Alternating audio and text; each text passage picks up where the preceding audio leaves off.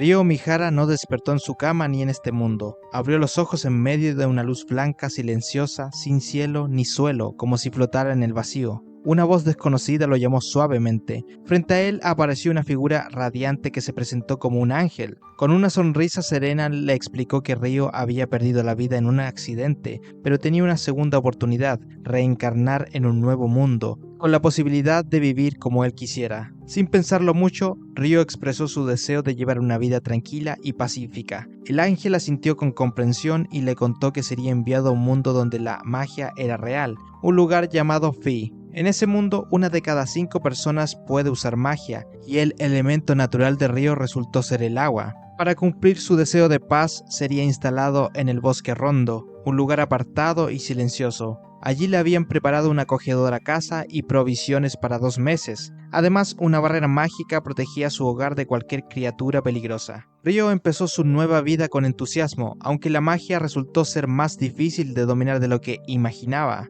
Intentó encender una fogata con ramas y algo de hechicería sin mucho éxito. Sin embargo, recordó el consejo del ángel: visualizar la magia, ser paciente y practicar. Poco a poco, con esfuerzo logró hacer aparecer hielo del aire. Sus ataques no eran muy poderosos aún, pero estaba avanzando. Con el paso de los días, Ryo decidió salir más allá de la barrera en busca de hierbas y alimentos. Fue entonces cuando se topó con su primer desafío. Una criatura salvaje lo encontró primero. Aunque intentó defenderse con magia, no pudo reaccionar a tiempo. En un momento crítico, se le ocurrió congelar el suelo, haciendo que la bestia resbalara. Aprovechó ese instante para crear estacas de hielo que lo ayudaron a vencerla. Finalmente había conseguido comida. Al día siguiente, Ryo volvió a internarse en el bosque. Esta vez se sentía más seguro de sí mismo y listo para cualquier amenaza. No pasó mucho tiempo antes de que volviera a enfrentarse a un halcón, poniéndolo en aprietos. Pero Ryo ya no era el mismo. Cuando el ave se lanzó contra él, reaccionó al instante creando una barrera de hielo.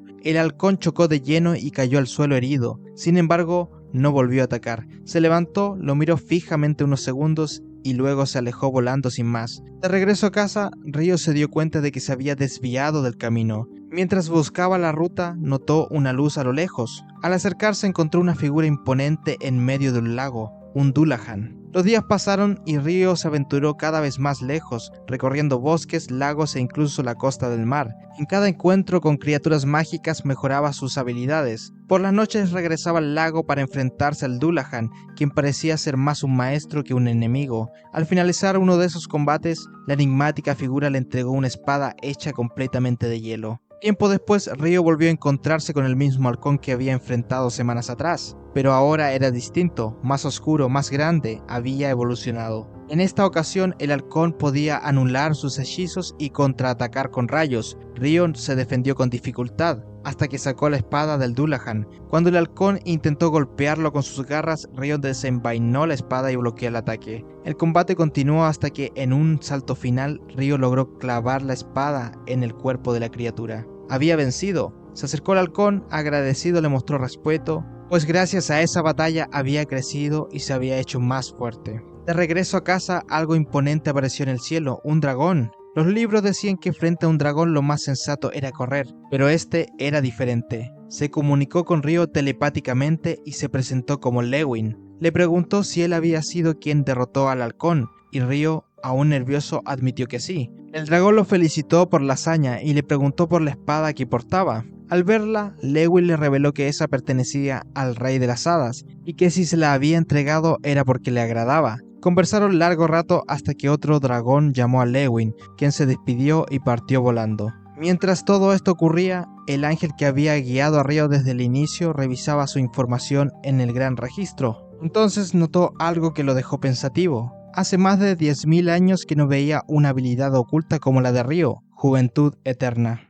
Durante una de sus excursiones en busca de comida, Ryo se topó con algo inesperado, un barco naufragado a orillas del mar. Extrañado, se acercó con cautela y descubrió que no estaba completamente vacío. Dentro había un joven inconsciente, un sobreviviente. Ryo no dudó en ayudarlo. Lo llevó a su casa y cuando el joven despertó se presentó como Abel. Mientras compartía una comida sencilla, Abel no pudo evitar notar algo curioso. Ryo no usaba ropa normal como la mayoría de la gente. Por un momento pensó en preguntarle pero luego decidió que quizá era mejor no tocar ese tema. Tal vez Ryo era una persona humilde y no podía permitirse prendas y no quiso incomodarlo. Sin embargo, lo que sí lo sorprendió fue enterarse de que Ryo podía usar magia. Tras esto, con verdadera emoción le pidió que lo llevara al lugar donde encontró el barco, con la esperanza de recuperar algo importante. Fueron juntos, pero al llegar Abel no encontró lo que buscaba. Algo decepcionado le explicó a Ryo que debía reencontrarse con sus compañeros en el pueblo de Lune, al norte.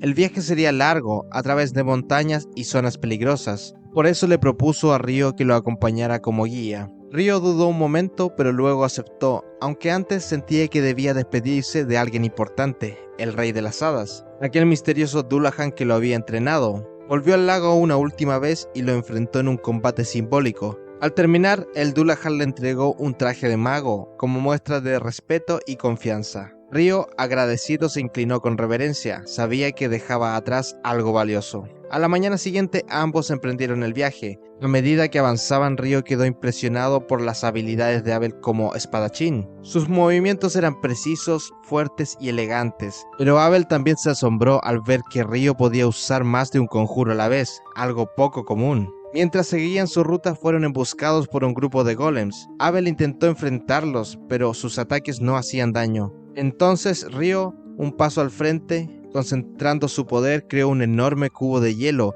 y lo dejó caer sobre los enemigos, aplastándolos por completo. Abel no podía creer lo que acababa de ver. Más adelante, en una zona montañosa, ambos supieron que los asentamientos humanos estaban cerca. Pero apenas cruzaron el paso, una enorme criatura se les interpuso, un grifo. Su tamaño y presencia los dejó paralizados. Sin pensarlo mucho, Ryo sacó un trozo de carne de su bolsa y se lo arrojó al grifo. Le gritó a Abel que hiciera lo mismo. Por suerte, funcionó. El grifo tomó los trozos y se marchó sin atacar. El camino siguió siendo peligroso. Se encontraban con muchas criaturas, pero evitaron pelear cuando fue posible. Todo iba relativamente bien, hasta que se toparon con los Givernos, bestias aladas conocidas por ser peligrosas. Abel comentó que normalmente se necesitaban un grupo de al menos 20 aventureros para enfrentarlos, y como Abel solo era un espadachín no podía hacer mucho por su cuenta. Pero Ryo ya tenía un plan. Cuando los Givernos descendieron, Ryo los recibió con una lluvia de estacas de hielo, clavándolos al suelo. Esa fue la oportunidad que Abel necesitaba. Con su espada remató a las bestias una por una. Trabajaron como un equipo y juntos salieron victoriosos. El viaje recién comenzaba, pero ambos sabían que desde ese momento no estarían solos en esta aventura. Tras varios días de camino, Ryo y Abel por fin encontraron un respiro en una pequeña posada al borde del sendero. Allí pudieron disfrutar de una buena comida caliente y un merecido descanso, preparándose para retomar su viaje a la mañana siguiente rumbo a Lune. El sol apenas comenzaba a filtrarse por el horizonte cuando llegaron a las puertas de la ciudad. Al acercarse, uno de los guardias que custodiaba la entrada reconoció de inmediato a Abel. Su expresión se iluminó con sorpresa y alegría, pues se trataba de alguien a quien daban por desaparecido. No fue distinto al llegar al gremio. Apenas cruzaron la entrada, las miradas se alzaron, las conversaciones se detuvieron y una oleada de asombro llenó el ambiente. Abel había regresado y lo había hecho con vida. Las muestras de afecto y alivio no se hicieron esperar. En medio de aquella conmoción, Ryo optó por alejarse un poco, sin intención de interrumpir el emotivo reencuentro. Se aventuró por las calles adyacentes explorando en silencio. Fue entonces cuando se topó con una elfa. Al verlo pasar, se quedó observándolo fijamente. Sus ojos se posaron con atención en el atuendo de Ryo, un ropaje con detalles únicos que reconoció de inmediato. Pertenecía al rey de las hadas, pero antes de que pudiera acercarse a decir palabra alguna, Abel apareció buscándolo. Tras reunirse nuevamente, Abel llevó a Ryo al gremio y lo presentó ante todos. Luego de una explicación, hizo una recomendación oficial que permitió que Ryo pudiera comenzar directamente como aventurero de rango D, un privilegio nada común. Pero antes de avanzar, Abel lo presentó ante las figuras claves del gremio: el jefe del gremio, Hugh Maglas, y la encargada de registros y evaluaciones, una joven de mirada aguda llamada Nina. La prueba para Ryo fue sorprendentemente simple, solo una entrevista y el registro formal. Impresionada por la recomendación de Abel y la serenidad de Ryo, Nina le sugirió que se alojara en las habitaciones del gremio. junto a otros aventureros novatos, ya que pronto se acercaba la primera incursión a la mazmorra local. Mientras tanto, Abel se reunió con los miembros de su propio grupo de aventureros. En cuanto comenzó a relatar sus vivencias junto a Río, la conversación se tensó, al mencionar que Río había acabado con guibernos y golems con una facilidad casi irreal. Su compañera Rin no pudo contenerse, su reacción fue de incredulidad, casi de alarma. En aquel mundo, criaturas como los guibernos eran una amenaza lo suficientemente poderosa como para arrasar ciudades enteras. Aún más, sus barreras de viento lo hacían virtualmente inmunes a la magia. Para un mago común, enfrentarse a ellos era un suicidio. Por eso el grupo no tardó en asumir que Abel estaba confundido o había interpretado mal lo que vio. Nadie podía hacer tal hazaña. Nadie excepto aquel mago de las leyendas, el mago infernal. Un ser envuelto en misterio, capaz de incinerar a 1000 soldados imperiales con un solo hechizo y borrar del mapa una ciudad entera con una invocación. Su poder era inhumano, casi mítico. Y sin embargo, si las palabras de Abel eran ciertas, si Río realmente había hecho lo que decía, entonces no estaba frente a un aventurero común. Estaba ante un mago excepcional, uno cuyo poder podría reescribir las reglas del mundo. Río había seguido el consejo de Nina. Ingresó a las clases de introducción a las mazmorras, un curso obligatorio para quienes deseaban convertirse en aventureros dentro de la ciudad. Allí se le presentó un conocimiento antiguo, casi ritual. El núcleo mismo de la urbe estaba edificado sobre una mazmorra activa, una grieta viviente desde donde fluía el caos. Para contenerlo se había erigido un inmenso muro que abrazaba la entrada del abismo. Su propósito no era estético. Cada año la presión de lo que allí dormía crecía hasta liberar una oleada de bestias en un fenómeno llamado la Gran Marea. Aquella muralla era protección, era un ruego desesperado por sobrevivir. Tras la teoría, los aprendices fueron guiados al primer piso de la mazmorra. En apariencia inofensiva, ese nivel servía como iniciación para los nuevos. Sin embargo, Río y su compañero Amon encontraron allí lo que no esperaban. Una hormiga soldado. No era una amenaza temible, pero su presencia en aquel sector resultaba anómala.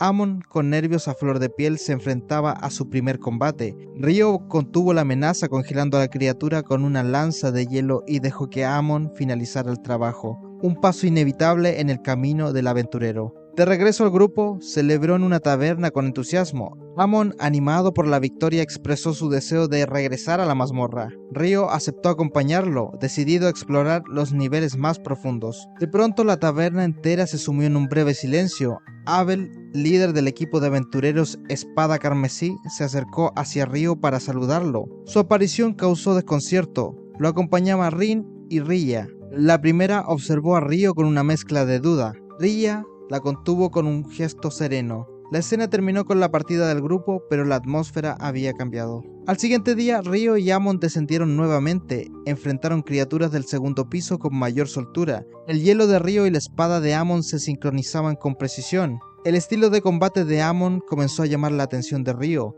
Había en su técnica algo familiar, una sombra del mismo Abel. Río, por su parte, mostraba un dominio poco común para un mago. Su estilo no seguía escuela alguna. Había sido moldeado por instinto y por supervivencia. Al día siguiente, Río eligió el silencio y la lectura. Se perdió entre los anaqueles de la biblioteca, escudriñando libros de alquimia. Nada la convencía. La idea de comprarlos resultaba más práctica que intentar decidir en ese momento. Deambuló por un parque en busca de aire fresco, pero el mundo de pronto se oscureció. El cielo fue tragado por una sombra absoluta. Un eclipse lo envolvió todo. No era un evento astronómico. Era un velo, una jaula. Una presencia colosal descendió como una tempestad. Una llama gigantesca se precipitó hacia él. Instintivamente Río reaccionó. Agua, hielo utilizados como defensa. El ataque de fuego fue contenido, pero lo que apareció frente a él no era humano. Una mujer con cuernos retorcidos, ojos brillantes y una larga cola surgió entre las sombras del eclipse.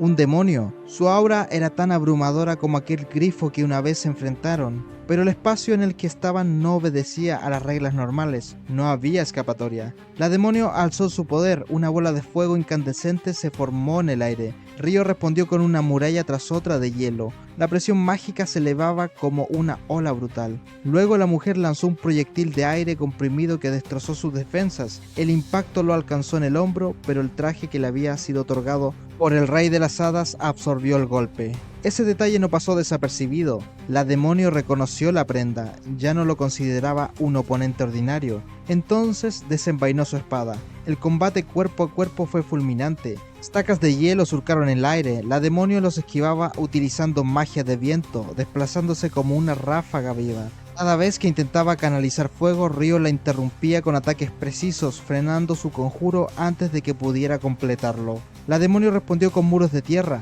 Ryo los atravesó desde el cielo utilizando chorros de agua a presión, logrando herirla levemente. Ella rugió y lo lanzó por los aires con una embestida brutal. Su cuerpo impactó contra edificios ilusorios dentro de la dimensión eclipsada. Desde las alturas, la demonio preparó una nueva bola de fuego, pero una lluvia inesperada comenzó a caer. Las gotas, al tocar su piel, estallaban con vapor ardiente. Ryo había manipulado el agua a su favor. La demonio se protegió con un escudo de piedra y emergió más furiosa que nunca. Caminó hacia Ryo con decisión, pero el eclipse comenzaba a disiparse. Su tiempo en esa dimensión artificial se agotaba. Antes de que el velo se rompiera, se detuvo. Reconocía en Ryo un desafío real, no dejó amenazas, solo una promesa. Entonces desapareció. Ryo quedó solo en ese mundo que comenzaba a romperse. Cada músculo de su cuerpo dolía, sin embargo no se detuvo. Fue directo a retirar dinero acumulado por las piedras mágicas recolectadas durante la expedición con Abel. Descubrió que poseía una suma considerable. Era libre, al menos económicamente. Mientras caminaba por las calles divisó una escena perturbadora. Nils, Eto y Amon estaban siendo acosados por un grupo de aventureros. Sin dudarlo, intervino. El combate fue breve. Aunque eran varios, los agresores no eran más que aprendices. Ryo, con su experiencia y magia, los sometió sin dificultad. Eto, el sacerdote del grupo, sanó las heridas de los presentes. Luego decidieron relajarse en los saunas del gremio, permitiéndose un respiro después de tantos sobresaltos. Pero bajo el vapor y la calma algo latía con intensidad, el nombre que aquella demonio había pronunciado, Leonora, y la certeza de que volvería.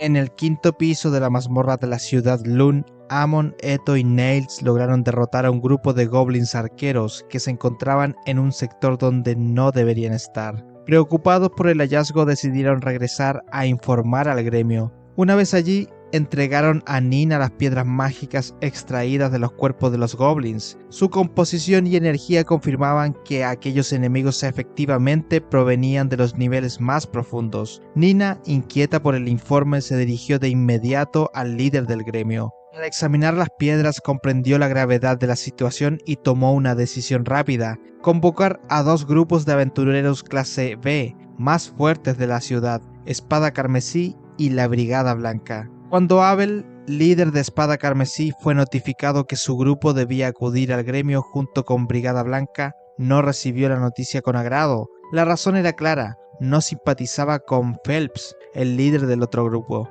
A pesar de ello, ambos equipos se presentaron en el gremio, donde Phelps saludó cordialmente a Abel. Se reunieron y tomaron asiento para escuchar el informe. Hugh, líder del gremio, explicó con seriedad la situación. Un grupo de goblins arqueros del piso 10 había sido detectado en el nivel 5. Aquello no solo era anormal, podría significar el comienzo de la Gran Marea. Aunque la otra había tenido lugar 10 años atrás, aún era pronto para la próxima. El fenómeno observado no dejaba mucho margen de duda. Por ese motivo se les encomendó a ambos grupos la misión de adentrarse en la mazmorra y confirmar si realmente se trataba de la Gran Marea. Si así fuera, se cerrarían y reforzarían las puertas, se emitiría la alarma general y tanto aventureros como caballeros serían convocados para proteger la ciudad. Como compensación, Espada Carmesí y Brigada Blanca recibirían 100 monedas de oro al aceptar la misión y otras 200 al completarla.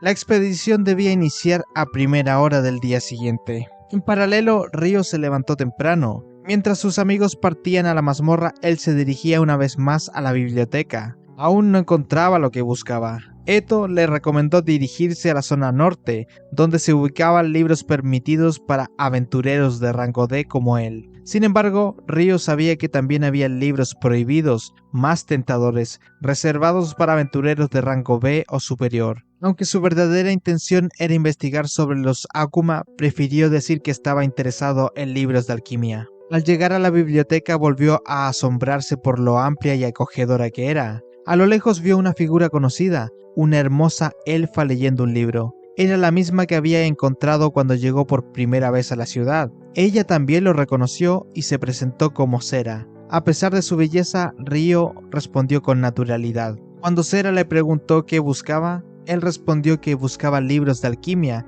en especial alguno que explicara cómo crear golems. Aunque en realidad estaba investigando sobre los Akuma, ocultó ese detalle. Sera, aunque sorprendida por lo complejo de su búsqueda, le comentó que conocía bien aquella biblioteca y que, si bien nunca había leído nada sobre la creación de golems, sabía de algunos libros que podrían ofrecer pistas. Mientras tanto, en la mazmorra los grupos de Espada Carmesí y Brigada Blanca se reunieron junto al líder del gremio. Todos los preparativos estaban listos. Sin embargo, justo antes de abrir las puertas, Abel detuvo a Hugh. Un presentimiento lo inquietaba. Le pidió a Lynn que usara su magia para ver a través de las puertas. La visión confirmó sus temores. Cientos de monstruos se aproximaban para salir de la mazmorra. Hugh dio la orden inmediata: encender las alarmas, bloquear la entrada y convocar a todos los caballeros y aventureros para proteger la ciudad. La gran marea había comenzado. Todos acudieron al llamado, tomaron posiciones sobre las murallas y esperaron.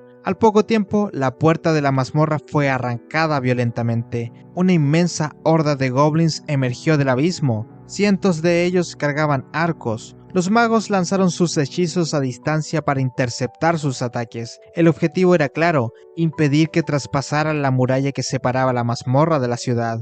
Durante horas los ataques no cesaron. Flechas y conjuros caían sobre los goblins, pero la horda parecía no tener fin. Los aventureros y caballeros comenzaron a agotarse y las flechas escaseaban. El líder del gremio, consciente de que después de la horda vendrían los enemigos más poderosos, ordenó a Abel y su grupo que se prepararan para bajar al campo de batalla. Al llegar el atardecer, la horda de goblins ya había disminuido. El líder del gremio dio la orden para que Espada Carmesí y Brigada Blanca descendieran al campo. Ambos grupos saltaron, tomaron posición y bloquearon los ataques restantes. Entonces, 3 enormes generales goblins emergieron de la mazmorra. Su aparición significaba que, si bien habían generales, también habría un rey goblin, y debían derrotarlos antes de que éste saliera. Abel y Phelps se lanzaron al ataque contra 2 de los generales. Rhynia y Shena se enfrentaron al tercero, mientras Lynn y Warren mantenían una formación defensiva.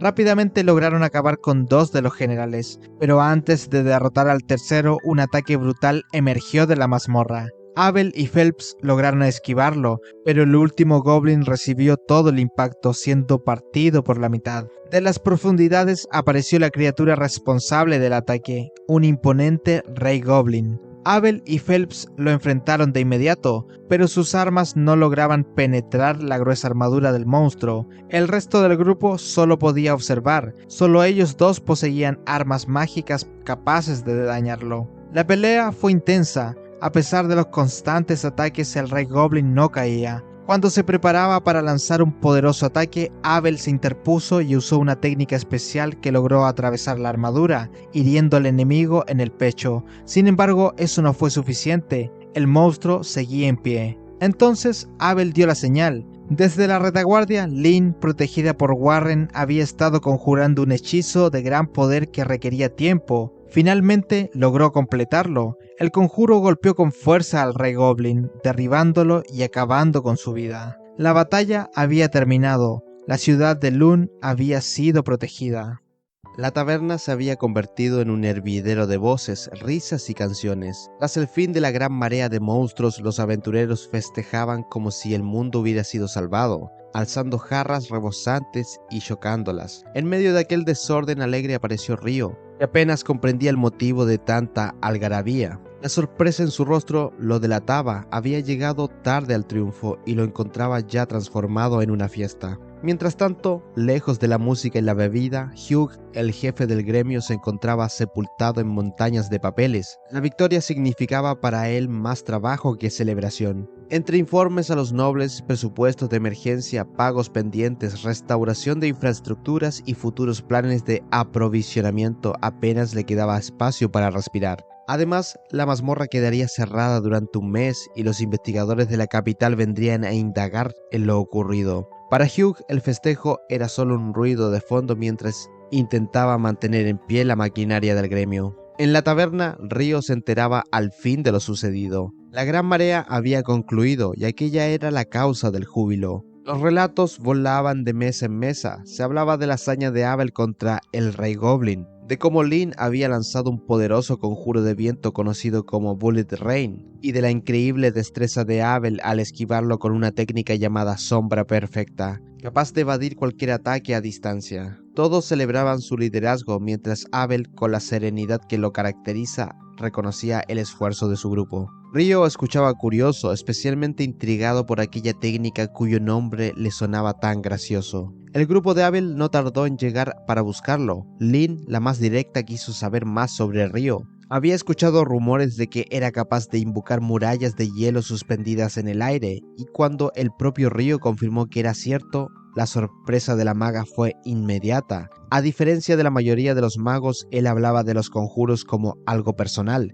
casi como un estilo propio, una visión extraña en un mundo donde todos repetían fórmulas establecidas. Esa afirmación causó un breve silencio, roto enseguida por la necesidad colectiva de dirigirse a la comida antes de que desapareciera de las mesas. Al día siguiente, la realidad reemplazó a la fiesta. Frente al tablón de misiones, Amon, Nils y Eto contemplaban con desánimo la ausencia de trabajos disponibles. Con la mazmorra clausurada y las reservas de materiales aún saturadas, nadie contrataba recolectores ni encargaba suministros. Ryo, que necesitaba mineral de cobre mágico para practicar alquimia, descubrió que el precio era desorbitado, $500,000 de florines por una sola piedra. Ante esa situación, ideó un plan diferente. Propuso contratar directamente a sus compañeros para que exploraran una mina abandonada cerca de Rusai, a medio día de viaje. Les ofreció pagarles con generosidad, además de comprarles el mineral a un precio justo. El trío, que no tenía otra alternativa, aceptó encantado, aunque sabían que no obtendrían reputación al no pasar por el gremio.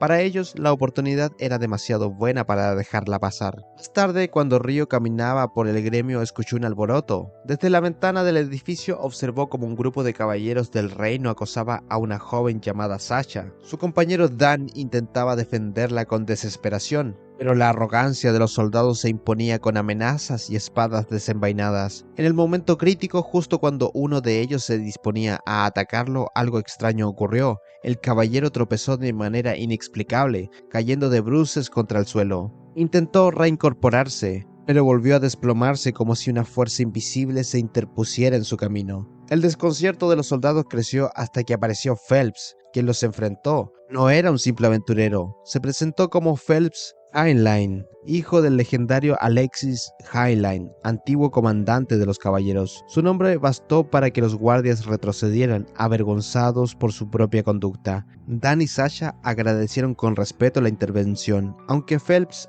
pronto comprendió que el misterioso tropiezo no había sido casual. Su mirada se desvió hacia Ryo, que observaba desde la ventana. Fue entonces cuando ambos cruzaron caminos por primera vez. Phelps, líder de la Brigada Blanca y noble heredero, había escuchado de Abel que la Gran Marea habría sido más fácil con la ayuda de Ryo. Ahora, tras aquella cena, entendía mejor por qué. El día terminaba con esa nueva conexión, un reconocimiento tácito entre dos aventureros muy distintos, pero destinados a encontrarse en las páginas de la misma historia. En el restaurante, Ryo disfrutaba de una comida tranquila hasta que Abel apareció. Era extraño verlos a ambos solos, cada uno con su propio plato. Entre bromas, insinuaciones sobre romances imposibles, la escena parecía más de dos hermanos en disputa que la de dos compañeros de armas. Sin embargo, aquella comida escondía algo más serio. Abel, que rara vez pedía ayuda, buscaba a Ryo para una tarea concreta. La razón era inquietante. Algunos caballeros reales enviados como guardaespaldas de un investigador amigo de Abel habían demostrado ser corruptos. Esa misma noche, Abel tenía que salir a localizarlos antes de que causaran más problemas. En el camino, ambos se tropezaron con un grupo de aventureros desconocidos, forasteros que no habían estado en la fiesta de bienvenida y que resultaban sospechosos, más aún con la mazmorra cerrada.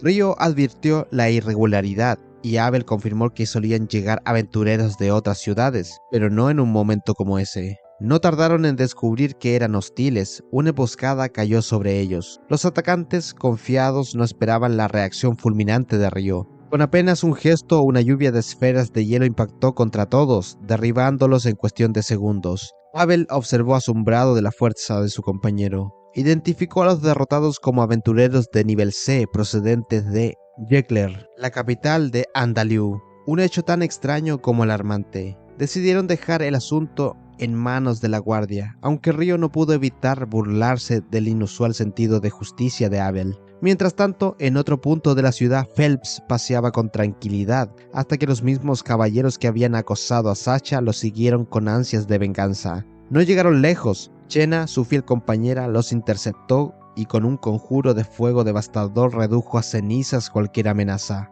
Phelps, impasible, la felicitó por su acción. Al día siguiente, el gremio hervía de tensiones. Los investigadores enviados por el rey habían llegado, y Hugh se encontraba en una batalla verbal contra ellos. Requisaban provisiones, ordenaban abrir la mazmorra sin demora y exigían protección de aventureros. Hugh, exhausto, protestaba con la furia contenida de quien carga solo con el peso de la ciudad. Clive, uno de los líderes de la expedición, le recordó la autoridad completa otorgada por decreto real, aunque Arthur, más conciliador, intentó apaciguar los ánimos prometiendo suministros desde otras ciudades. La discusión se resolvió de manera precaria. La mazmorra sería abierta, pero bajo la advertencia de que el gremio no asumiría responsabilidad alguna por lo que pudiera ocurrir. Fuera del bullicio, Ryo se disponía a comer cuando fue interrumpido por una joven desconocida. Se presentó como Natalie Schwarzkopf y llevaba consigo una carta urgente dirigida a Abel. Ryo, a regañadientes, la guió hasta el gremio.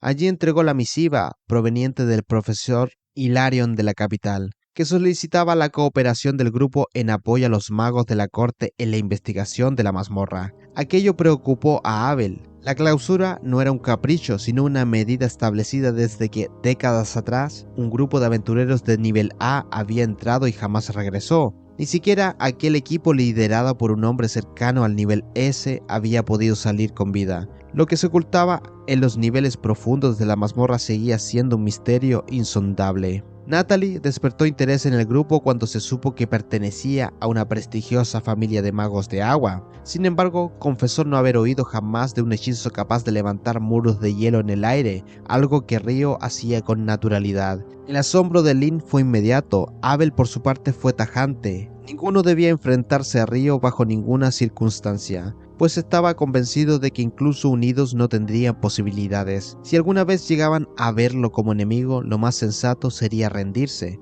Era la primera vez que su grupo escuchaba a Abel hablar con tanta seriedad sobre alguien. La investigación en la mazmorra avanzó lentamente. Durante 3 días descendieron 7 niveles sin hallar un solo monstruo, lo cual resultaba más perturbador que un combate. Los instrumentos de mana no mostraban anomalías y sin embargo la sensación de vacío crecía. Los investigadores presionaban para seguir adelante, convencidos de que los orígenes de la Gran Marea se hallaban más allá del nivel 38. Rilla confirmó que esa también era la hipótesis de antiguos contactos suyos en el Templo Real Central. Mientras tanto, el gremio continuaba organizando trabajos menores, protección de caravanas y escoltas de suministros. Los aventureros de bajo nivel quedaban relegados y Hugh intentaba mantener el orden. Ryo, siempre perspicaz, preguntó por las piedras mágicas que habían dejado los monstruos de la Gran Marea. La respuesta lo desconcertó. Todas eran de color claro, incluso las del Rey Goblin y sus generales. Aquello no tenía sentido y le dejó una inquietud clavada en la mente. La tensión alcanzó su punto máximo cuando en el corazón de la mazmorra los investigadores encontraron un descubrimiento inesperado. Ante ellos sería un portal extraño, una superficie oscura que parecía conectar con otro lugar desconocido. Los estudiosos lo bautizaron simplemente como el portal. Prepararon instrumentos y comenzaron a medir su densidad de mana. El ambiente era de expectación contenida. Entonces todo ocurrió en un instante. Al tocar el portal, todos los que estaban cerca, incluso el grupo de Abel, desaparecieron sin dejar rastro. Natalie, que había quedado apartada, observó horrorizada cómo las lecturas se desvanecían en los instrumentos. Solo quedaba el vacío. El misterio de la Gran Marea acababa de profundizarse. Lo que aguardaba al otro lado del portal era desconocido y la desesperación de Abel y los demás marcaba el inicio de un peligro aún mayor.